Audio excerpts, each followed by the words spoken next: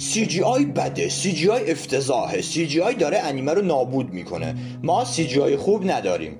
این روزا همچین چیزهایی رو زیاد میشنویم. اما یه سوال، واقعا همینطوره؟ آیا این که ما انیمه با CGI خوب نداریم واقعیت داره؟ اگه یه سال قبل بود میگفتم آره، چون منم جزو همچین افرادی بودم، تا اینکه یک انیمه رو دیدم و اون انیمه نظر من رو در مورد CGI تغییر داد و به من ثابت کرد که حتی با CGI هم میشه یک شاهکار ساخت و اون انیمه ترایگان استمپید هستش.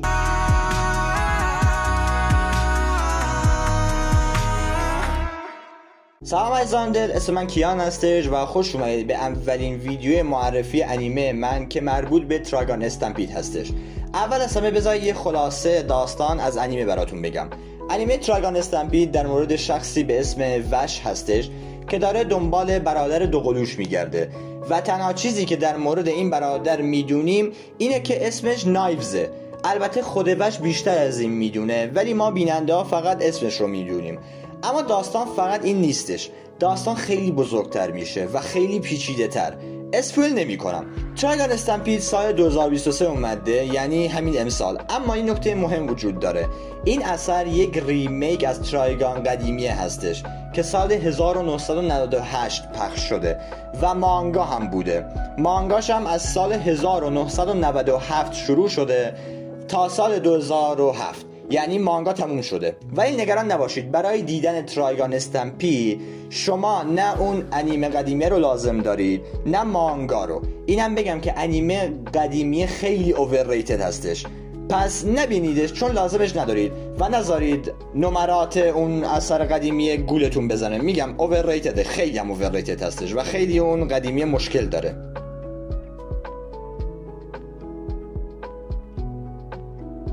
اما نسخه ریمیک خیلی بهتر هستش، مثل ریزیدنت ایول هاست که ریمیک ها خیلی بهترن از خود بازی های اصلی. ولی آره، استمپید یا ریمیک خیلی بهتر هستش. استودیو سازنده ترایگان استمپید استودیو اورنج هستش. استودیو اورنج هستش، همون عزیزانی که بیستارز رو کار کردن. یکی از آثار مورد علاقه خودم و پیشنهاد میکنم که به اون هم یک سری بزنید. برگردیم به خود استودیو اورنج.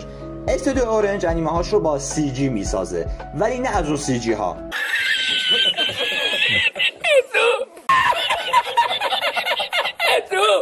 از این نوع CG ها.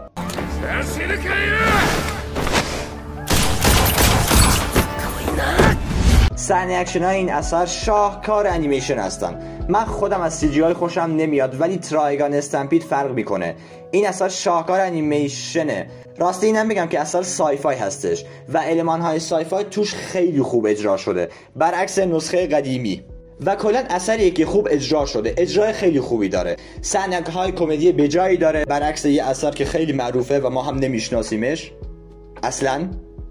آره، اینم بگم اثر بعضی وقتا دارک میشه، بد جوری هم دارک میشه. روایت داستانی خیلی خوب و جذابی داره و بهتون قول میدم که از داستان خیلی خوشتون میاد. کلن هم 12 قسمت هستش، کمه 12 قسمت توی یه روز تموم میشه. ترایگان در مورد خشونت و جنگ حرف میزنه، دو چیزی که این روزها در موردشون خیلی میشنویم متاسفانه، و در مورد زیاده خواهی انسان حرف میزنه و اینکه بزرگترین دشمن انسان خودش هستش. و این انیمه پر از المان‌های ضد جنگ هم هستش. فصل 2 هم تایید شده، البته هنوز تاریخی اعلام نکردن. اینم بگم که ساختن این انیمه 7 سال زمان برده.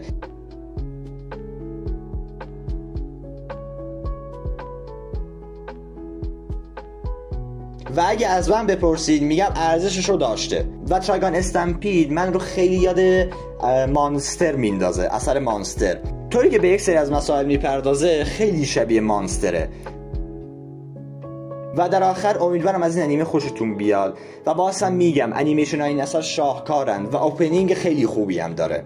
و همین، اینم بگم که امیدوارم این اثر نظرتون رو در مورد CGI یک کمی عوض کنه و شما به این برسید که حتی با CGI هم میشه یک اثر خوب ساخت. و لطفا CGI رو هیت ندید. آره میدونم، منم برزک 2016 رو دیدم، ولی CGI خوب هم پیدا میشه و ترایگان استمپید یکی از این انیمه هاست. و همین عزیزان دل، امیدوارم از این ویدیو خوشتون اومده باشه. این اولین ویدیو معرفی انیمه من هستش و من راستشو بخواید به غیر از ترایگان هیچ انیمه دیگه‌ای براش پیدا نکردم که من معرفی کنم. و همین لایک، کامنت، سابسکرایب اونجا هست اگه دوست داشتید، من خیلی هم خوشحال میشم. و اگه نظری، انتقادی، پیشنهادی هم هست توی قسمت کامنت ها میتونید به من بگیدش و من کامنت ها رو میخونم. من خیلی خوشم میاد از اینکه کامنتاتون رو بخونم. راستشو بخواید منتظر ویدیوها باشید، ویدیوهای خیلی مهمی تو راهن. و تا ویدیو بعدی و تا چیز دیگه، بدرود.